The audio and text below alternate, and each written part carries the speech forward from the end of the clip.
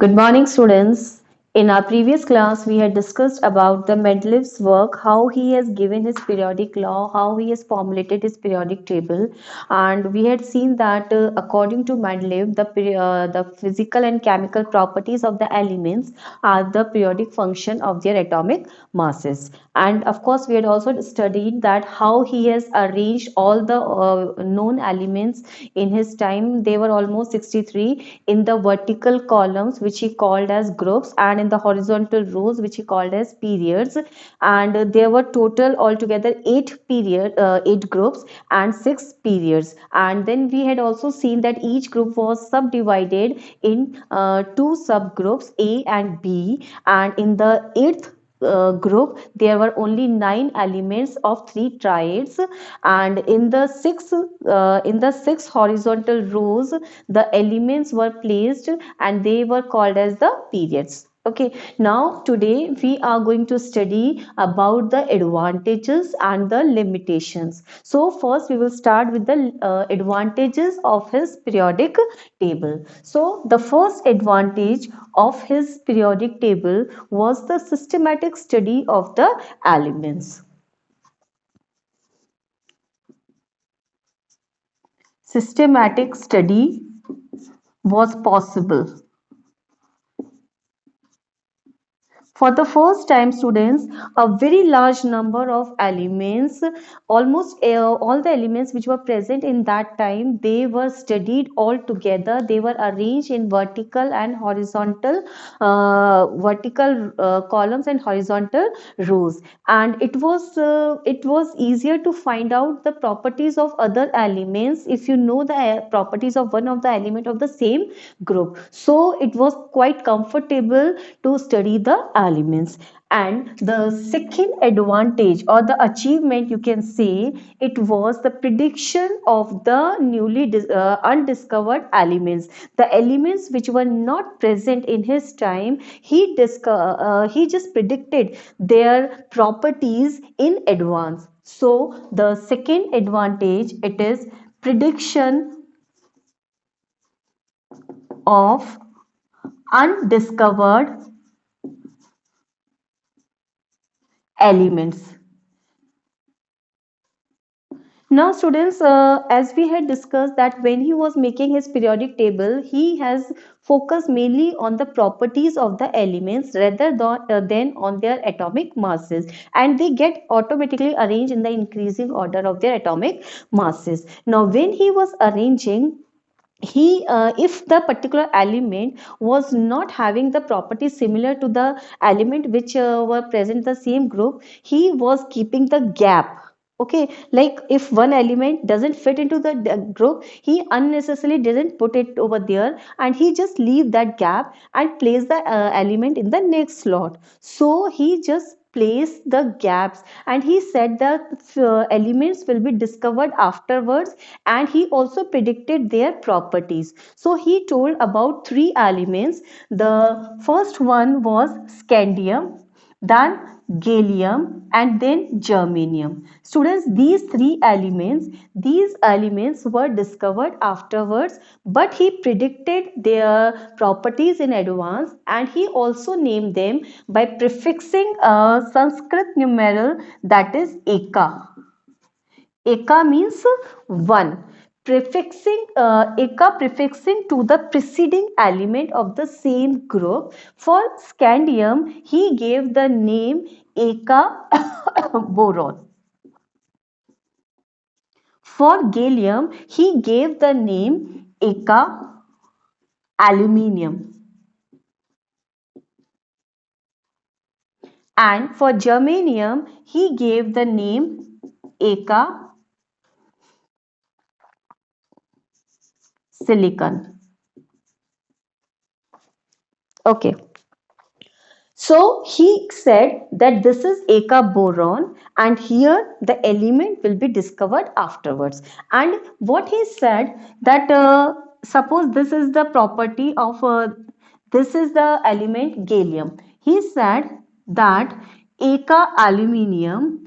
He said that its atomic mass is 68. उन्होंने जो predict किया था एटॉमिक मास एक का एल्यूमिनियम का it was 68 and when it was discovered and its atomic mass was calculated it was 69.7 so it was approximately the same.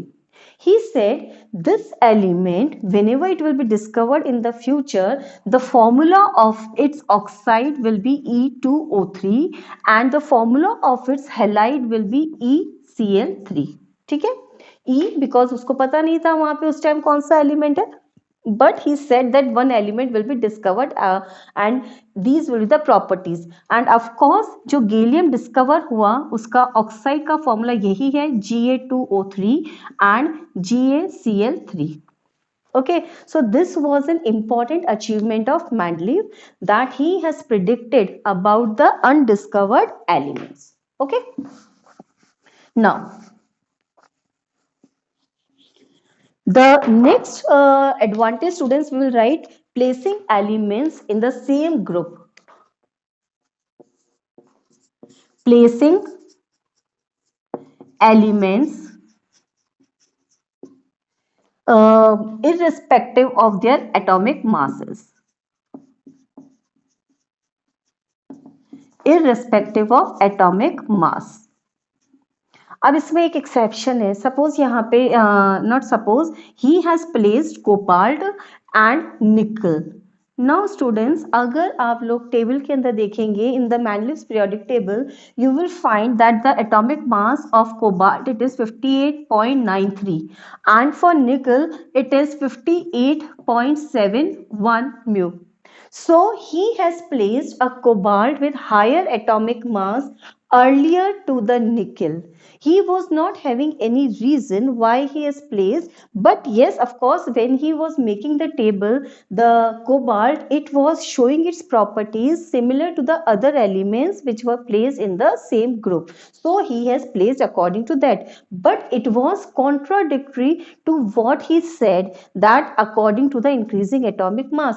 So that was a question mark, but actually this was placed correctly, so it is also counted as one of his achievement. So we says that the placing of cobalt earlier to nickel, though it was irrespective of their increasing atomic mass, but it was correct. And in the modern periodic table that was given by Henry Moseley, we will see that why it is justified, why the cobalt which is placed earlier it is correct. Okay, that we will see over there. Now the next one, position of noble gases. Students, we know that noble gases, what are noble gases? Which are inert gases. In 9th class, what we had studied about the noble gases?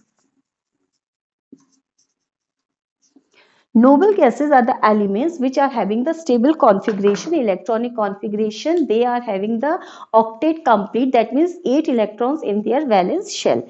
And because of this, they are stable, they are inert and they are non-reactive. And of course, they are present in a very low concentration in the atmosphere.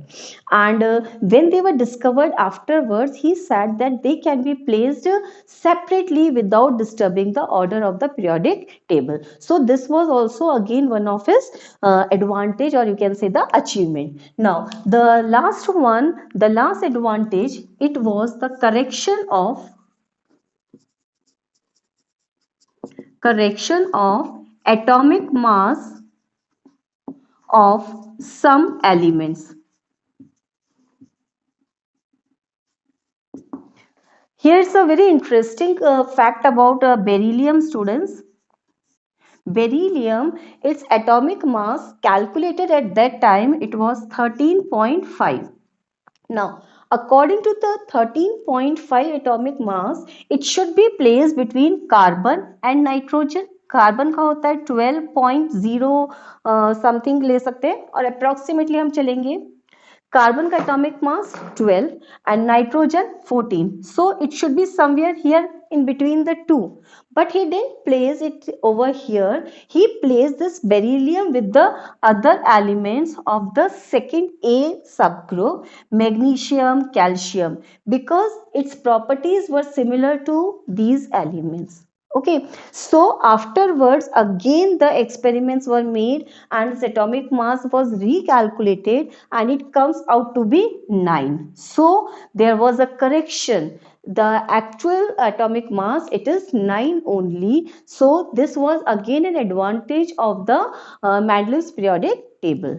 Okay, students, now we are going to discuss the this limitations or the drawbacks of his periodic table.